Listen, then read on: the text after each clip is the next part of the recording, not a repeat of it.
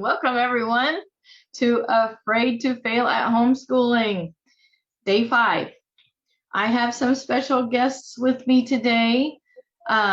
Today's topic is, you can do this, and that's really true, right, Sean and Brandy?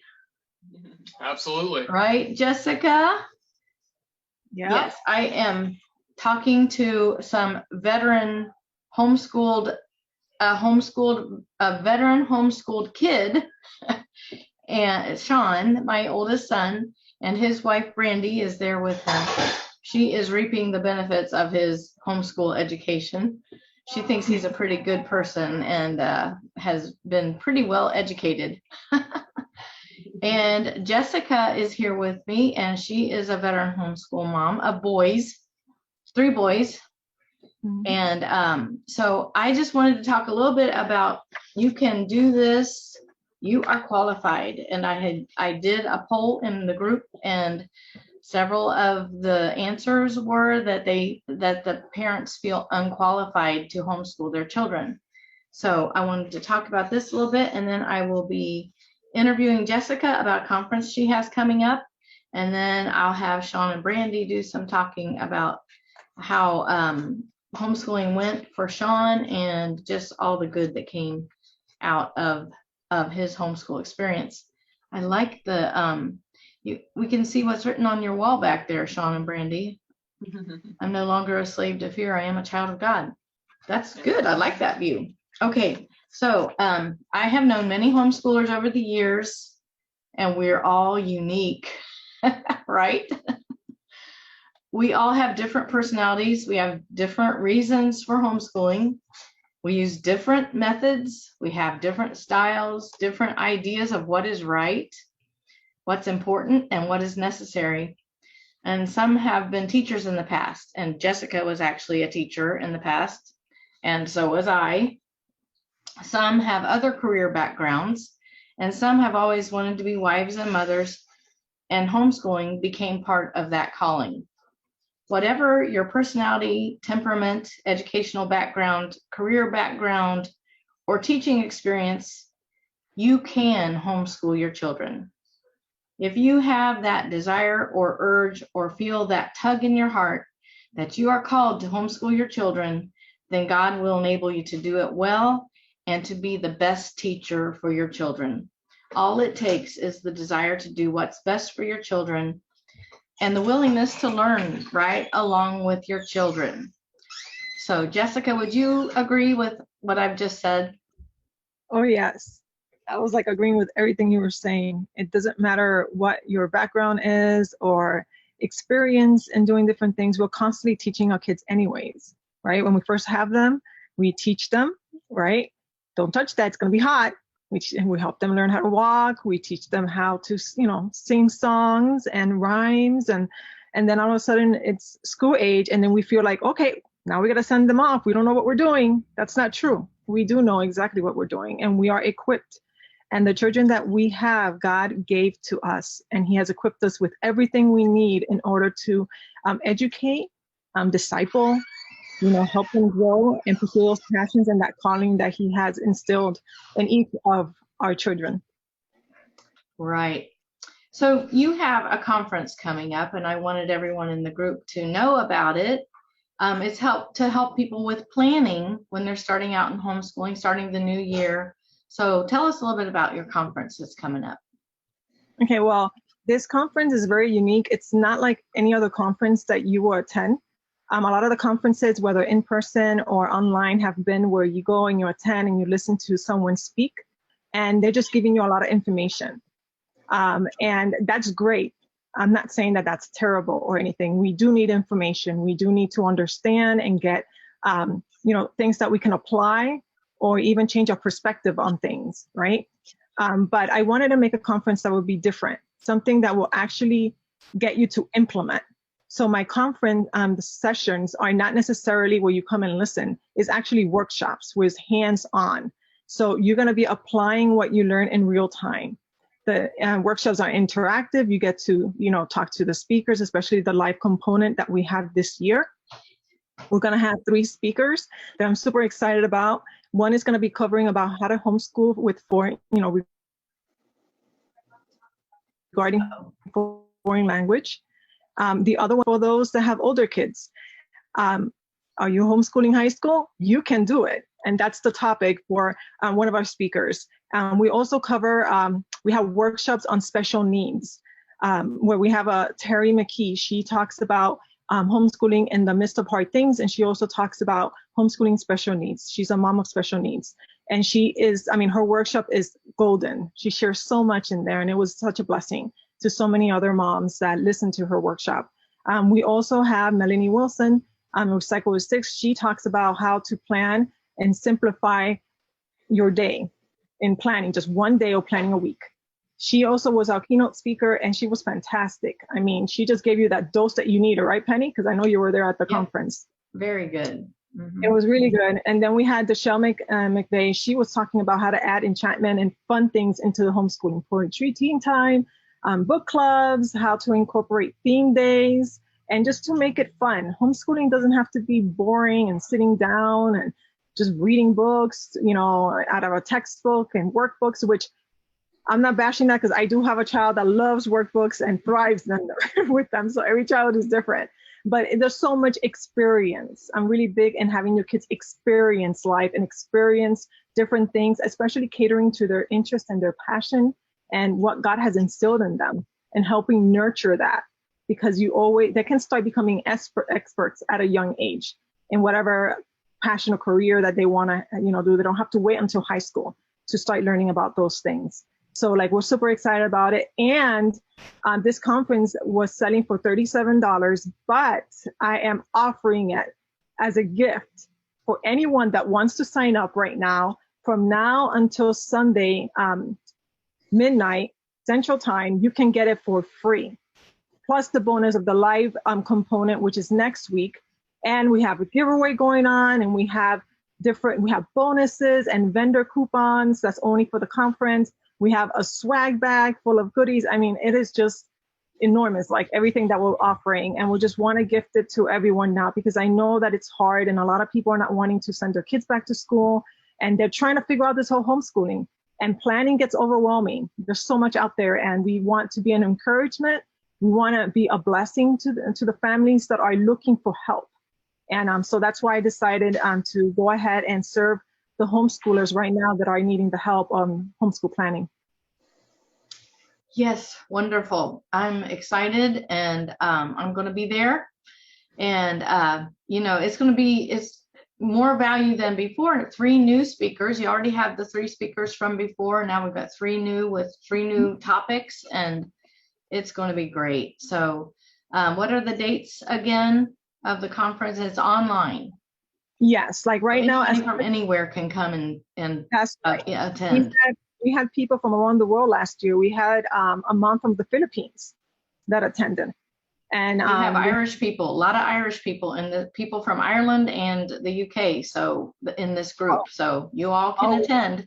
You all can attend. Everything is online. And as soon as you purchase, we already have the recorded videos in there that you can start looking at and going through. I encourage you to watch the keynote talk first before everything else, and then pick and choose, and you can customize it as if you find fit for your family and your needs.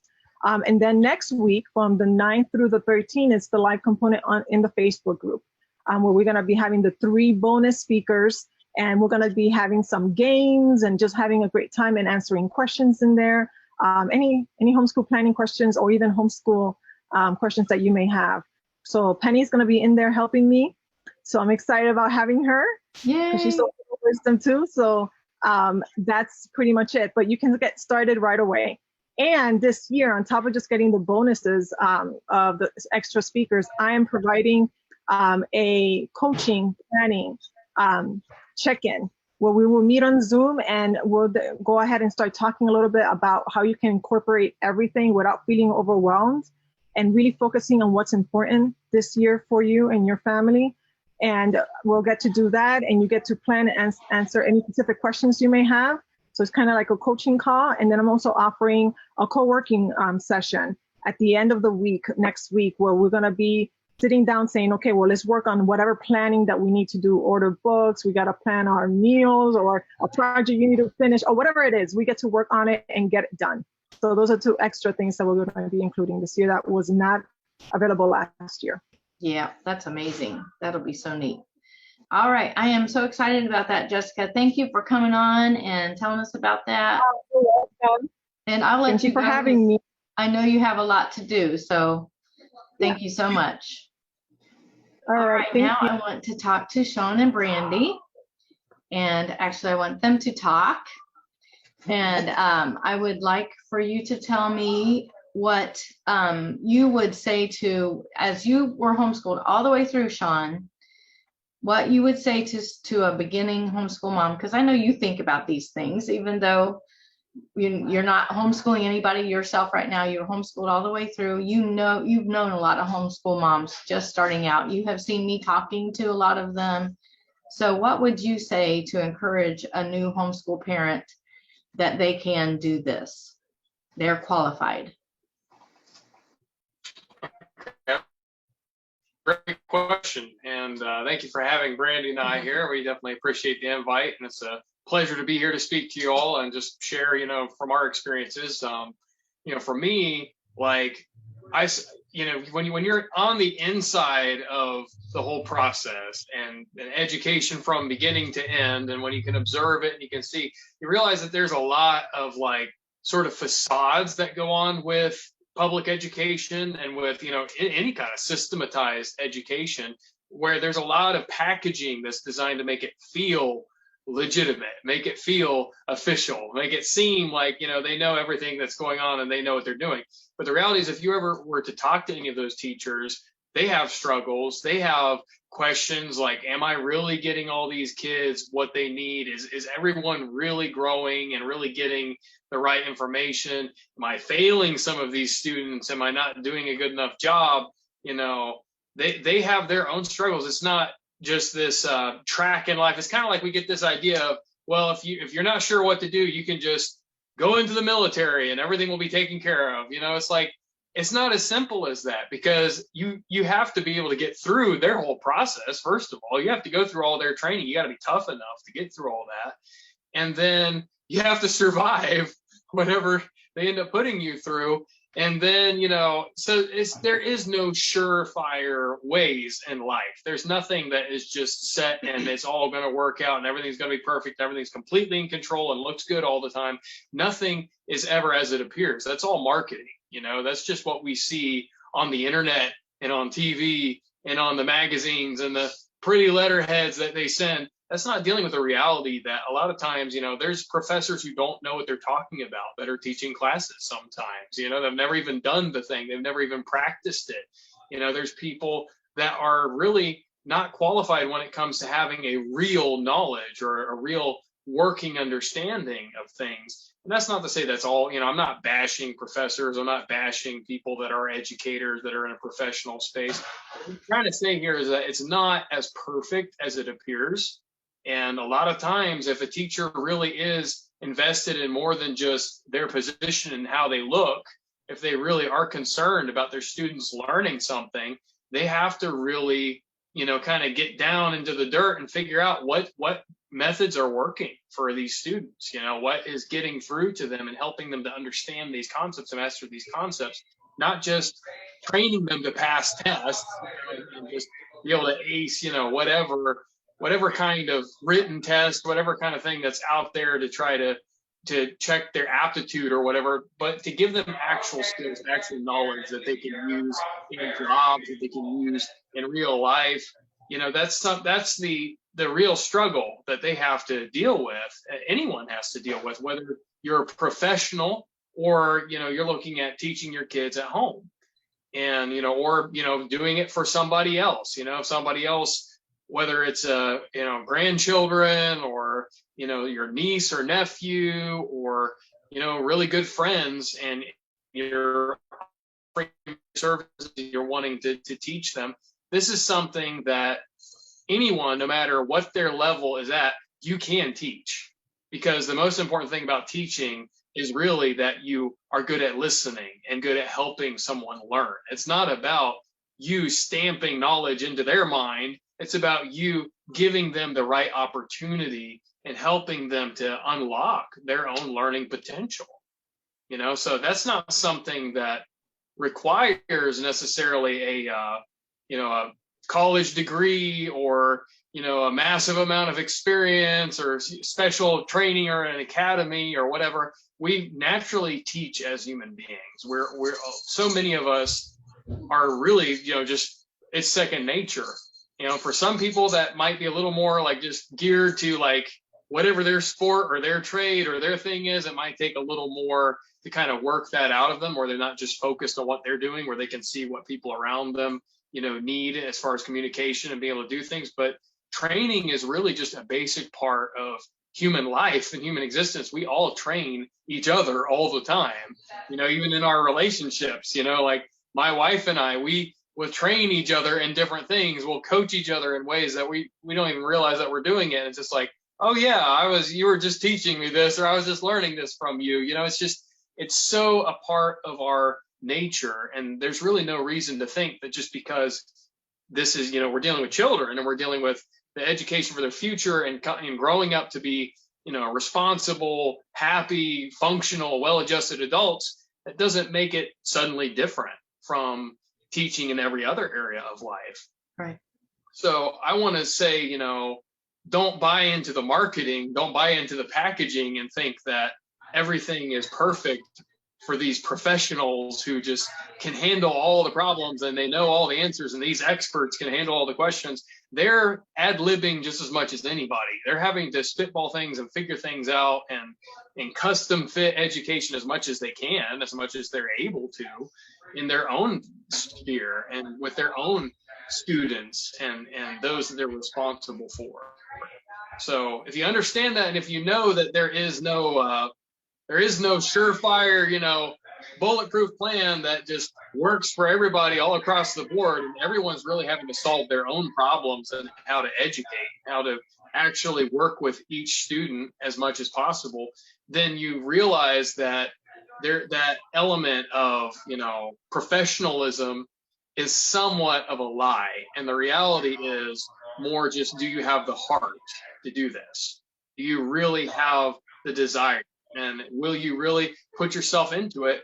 And there's a humility required, that you're not going to do it perfectly. You're not going to look perfect doing it. You're not going to have a nice letterhead that makes you look like whatever, a PhD at the end of your name or whatever kind of thing that makes you feel like I'm really good at this and makes everybody believe that you're really good at it.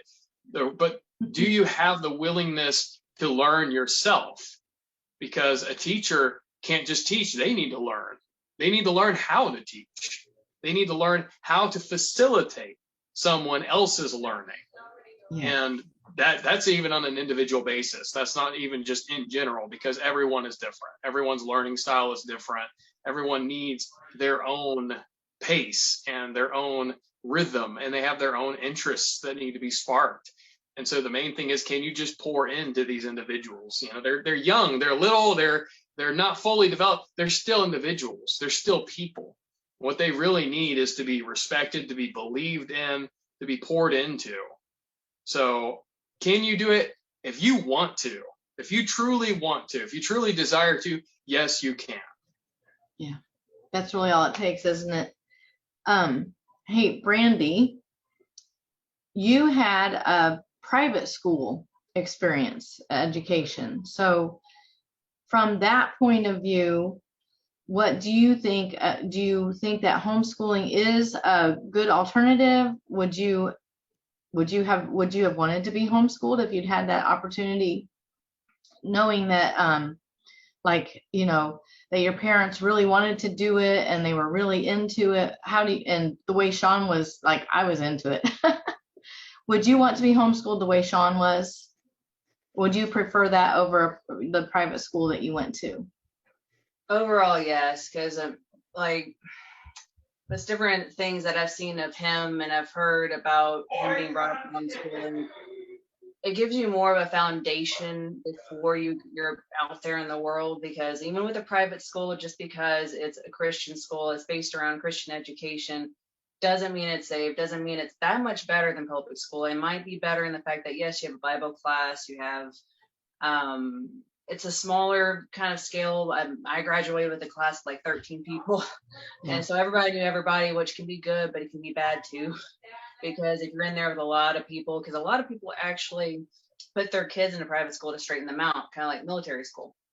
And so if you're very introverted, whether you're that's naturally you or some learned behavior, you get taken advantage of a lot. And by being raised by your parents, you get their own beliefs and their firm footing and into yourself before you have a chance for all these outsiders to influence you.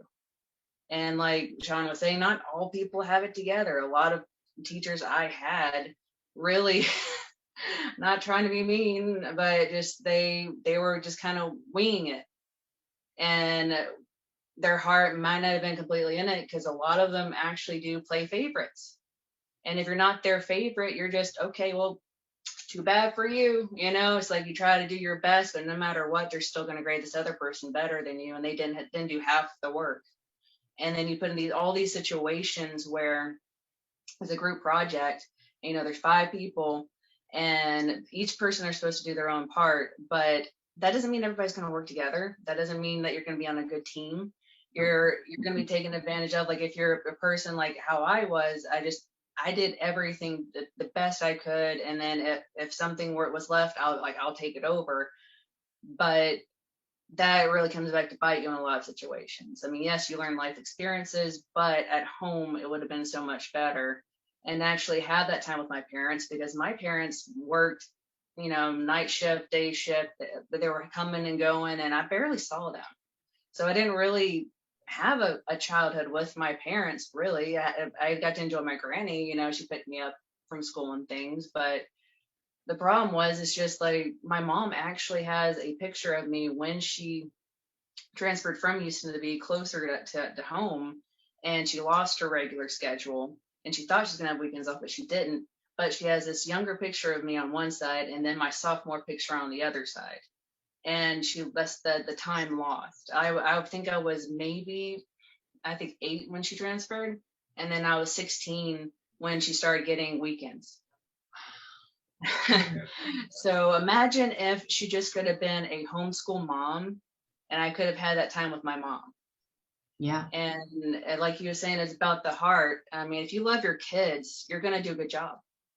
Because, I mean, whatever your heart's in, you're going to be in, and you're going to be looking for all these different ways to perfect what you're doing. Yeah, you might not start off perfect, which that's okay.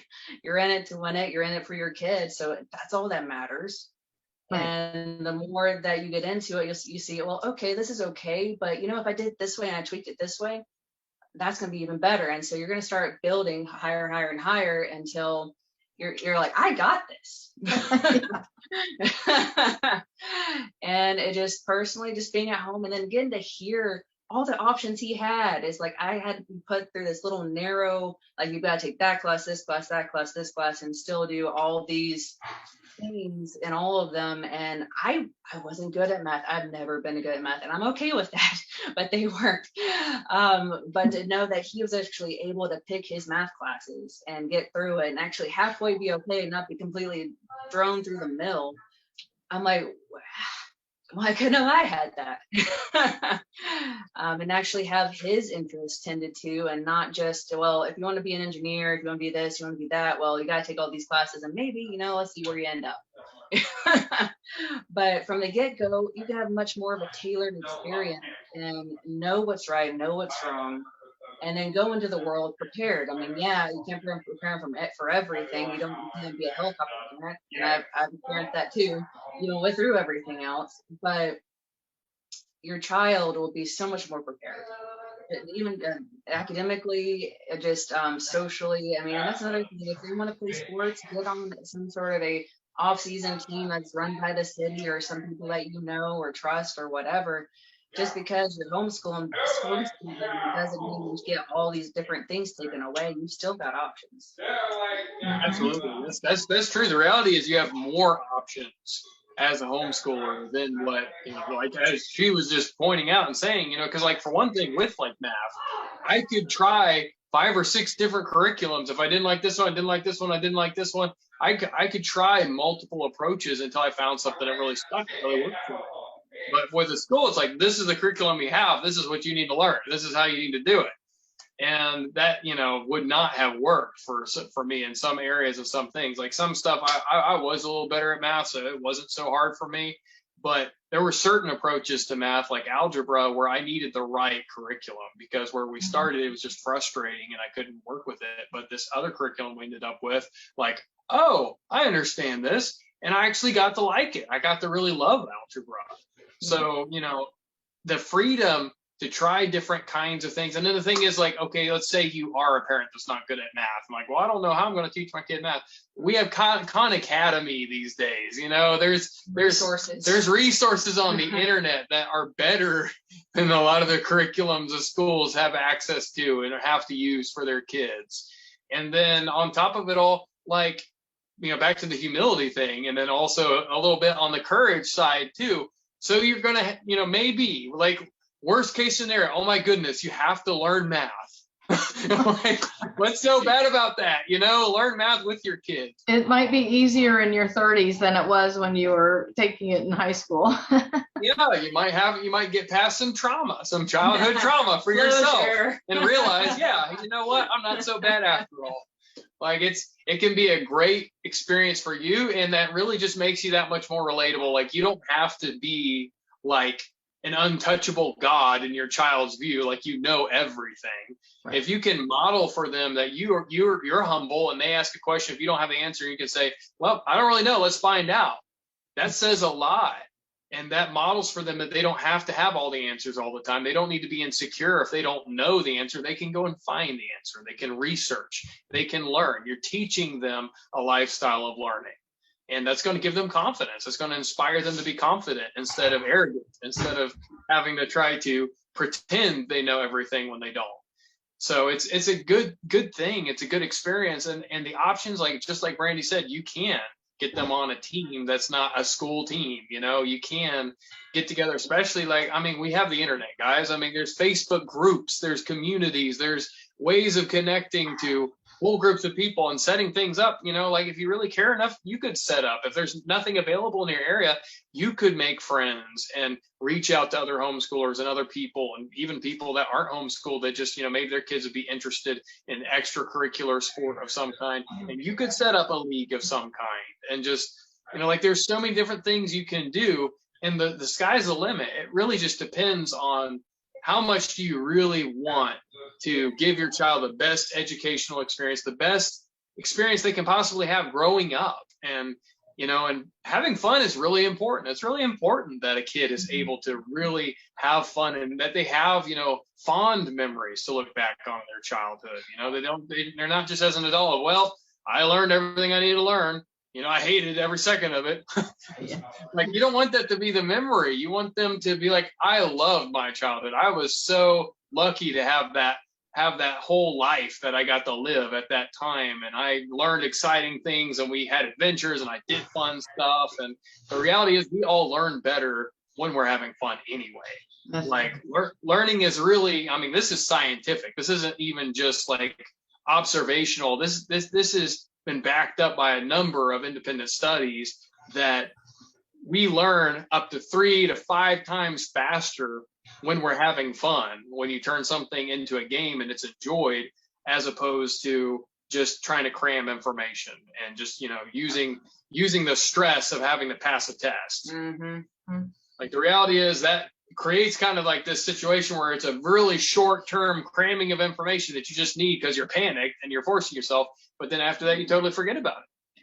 You don't remember it. I keep saying in this group, we want to make learning as easy and attainable as possible, and we want them to retain it. And that is not the formula for making that happen.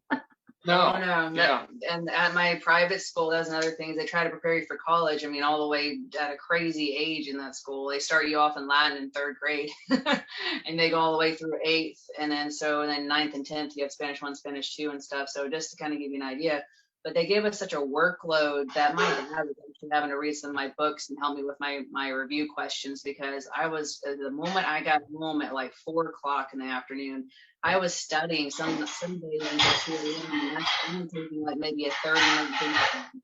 I didn't do anything else. I didn't have any friends or chance to make friends because I was so busy and trying to write papers, do presentations, tests, pop quizzes, daily work. It just, you get buried. Yeah. Mhm. Learning does not have to be drudgery. It doesn't have to be torment. It doesn't have to be, your kid should not have to do at school like an 8-hour day, like a 40-hour work week or worse. Childhood should not be the beginning of training for the rest of your life in a cubicle.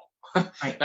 That should not be what anybody remembers of their childhood. Like, when it's done right, like, I could spend maybe an hour or 2 hours a day at most. And usually 2 hours was when we were just enjoying ourselves that much and we're having fun with what we were reading and narrating. Read aloud, yeah. Stories, discussing, reading aloud. Uh-huh.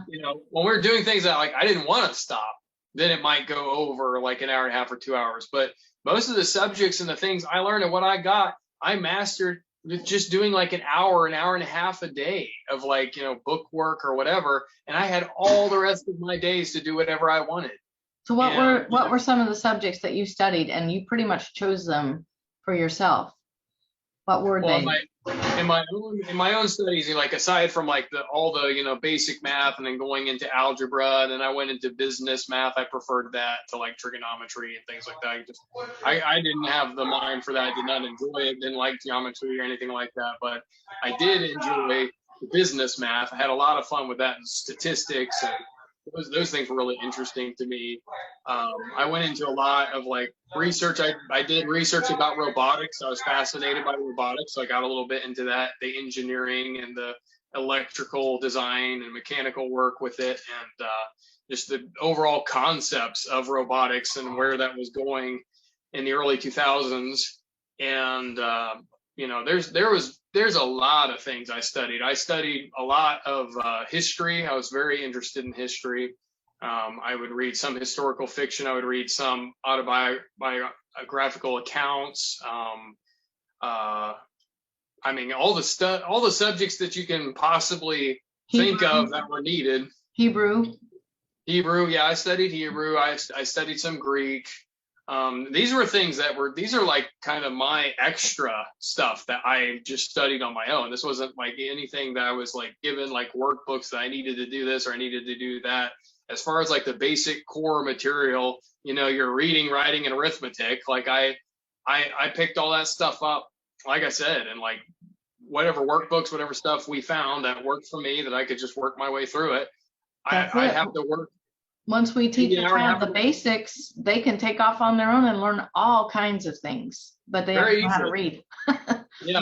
Yeah, I did great in science. I loved everything that had to do with physics and had to do with the big questions of the universe, of how things work. That was always fascinating to me. So I did really well with that. I didn't really care for biology, so kind of skipped that. It wasn't interesting to me. It didn't really matter to me. So I learned a lot, but I ended up learning a lot of human biology and anatomy just because of my interest in working out and personal training and health. Yeah. I've learned tons of stuff about health because of just my own interest in how do we live a healthy life? And for other people, I like to be able to answer their questions if they're having this problem or that problem. Well, have you tried eating this kind of a diet? Well, maybe it has to do with your pH balance. Maybe you have a food allergy to this specific kind of a thing, and it's coming out in a different kind of way than what you would think. I've had an interest in being able to solve people's problems with that kind of stuff as well as my own. And then, sleep hygiene and things like that.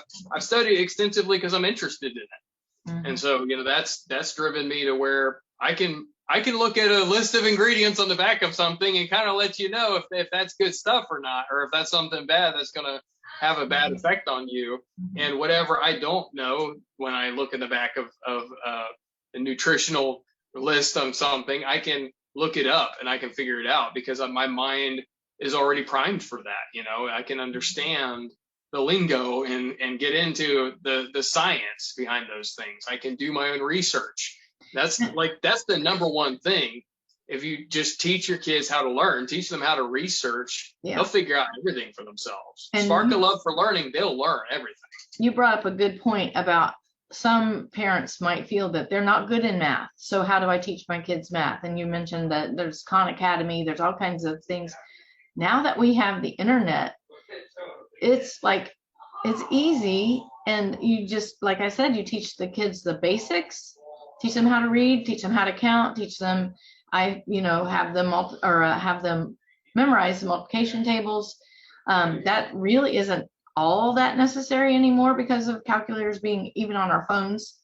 That's what my one daughter said to me yesterday. She's like, I was having her do division, and she's learned the multiplication facts, has them down pretty well, but now I was taking her into division and she's like, where's the calculator? And she says, we have calculators, we don't need to do this. And I was just like, I just want you to know, it's nice to know these things, and sometime you might not.